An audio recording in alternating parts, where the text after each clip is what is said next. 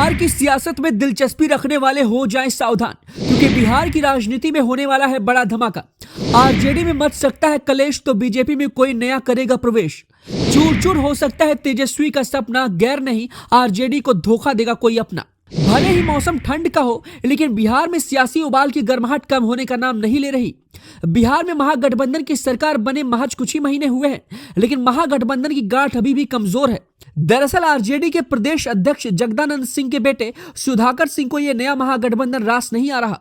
जैसे ही महागठबंधन की बिहार में सरकार बनी, वैसे ही सुधाकर सिंह जो आरजेडी से विधायक भी हैं, उन्हें कृषि मंत्री बनाया गया।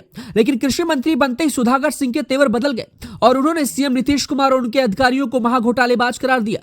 लालू यादव से लेकर नीतीश तेजस्वी तक में उन्हें समझने की कोशिश नहीं की गई, लेकिन सुधाकर इसके बाद भी नहीं माने और अपना इस्तीफा दे दिया। इस्तीफा देने के बाद से सुधाकर नीतीश कुमार के प्रति पहले से ज्यादा सख्त हो चुके हैं और आए दिन अपने बयानों को लेकर सुर्खियों में भी रहते हैं। कौन दे रहा सुधाकर सिंह का साथ?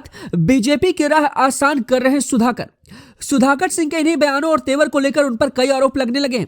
खबर यह भी आ रही है कि सुधाकर सिंह ने बीजेपी के साथ मिलकर पूरी प्लानिंग की है कि वे आरजेडी और जेडीयू के रिश्तों में इतनी तीखी कड़वाहट ले आएंगे कि सरकार गिरने तक की नौबत आ जाएगी। हालांकि यदि सरकार गिरती भी है तो भाजपा को इसमें कोई खास फायदा नहीं होगा, क्योंकि बीजेपी अभी इस स्थिति में नहीं है कि वो जोड़ तोड़ करके सरकार बना ले। लेकिन बीजेपी बेशक बिहार में सरकार ना बना पाए, पर अस्थिर राजनीतिक हालात का हवाला देते हुए केंद्र वहां राष्ट्रपति शासन लगाकर प्रदेश का रिमोट तो अपने हाथ में ले ही सकता है। आपको बता दें कि आरजेडी नेताओं की इन्हीं बयानबाजी के कारण दिल्ली में हुए राष्ट्रीय अधिवेशन में लालू यादव ने यह घोषणा की थी कि महागठबंधन सरकार या किसी भी तरह का बयान देने का जो अधिकार है वो सिर्फ तेजस्वी यादव को ही है।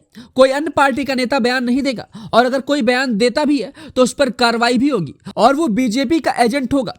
इन चेतावनियों से भी सुधाकर सिंह को कोई फर्क नहीं पड़ा और जगदानंद के लाल ने सीएम नीतीश को भिखारी कह दिया था।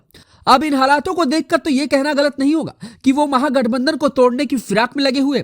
अब ऐसे में सवाल यह भी है कि क्या जेडीयू के कुछ विधायक भी उनके संपर्क में हैं? वहीं अगर ऐसा होता है तो फिर यह आरोप सही साबित हो जाएगा कि वे बीजेपी के इशारे पर खेल रहे थे, लेकिन तब तक तो बीजेपी का मकसद पूरा हो जाएगा। वहीं जब सुधाकर के बयानों पर तेजस्वी यादव से प्रतिक्रिया ली गई तो उन्होंने साफ कह दिया कि जो नीतीश कुमार के खिलाफ बोलेगा वो बीजेपी का एजेंट होगा। इन आरोपों पर अपनी चुप्पी तोड़ते हुए सुधाकर सिंह ने तो सीएम नीतीश कुमार को ही बीजेपी का एजेंट बता दिया। उन्होंने कहा नीतीश कुमार भाजपा के एजेंडे पर काम कर रहे हैं। उन्होंने ये भी कहा कि लालू यादव और तेजस्वी को पता है कि मैं पार्टी के हित में काम करता हूं। सुधाकर यही नहीं रुके, उन्होंने मुख्यमंत्री नीतीश कुमार की समाधान यात्रा को भी दिखावा बताया। उन्होंने कहा कि यात्रा के बदले अगर सीएम सदन में प्रतिनिधियों के समस्या का समाधान कर दे तो जनता का भला होगा। वहीं सुधाकर के इन बयानों से तंग आकर सिर्फ जेडीयू ही नहीं बल्कि जाप ने भी उन पर हमला बोला और उसके बाद उनके और जगदानंद सिंह के संपत्तियों की जांच की मांग भी कर दी। वही अब इस कड़वाहट से नीतीश की पार्टी का क्या हाल होगा? वही लगातार हो रही बयानबाजियों और चेतावनियों के बाद भी सुधाकर सिंह पर तेजस्वी यादव कोई सख्ती क्यों नहीं अपना रहे? यह भी एक बहुत बड़ा सवाल है।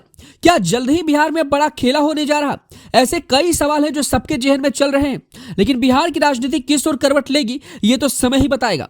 वैसे आपका क्या विचार है और आपके जहन में जो भी सवाल है वो हमें कमेंट करके जरूर बताएं।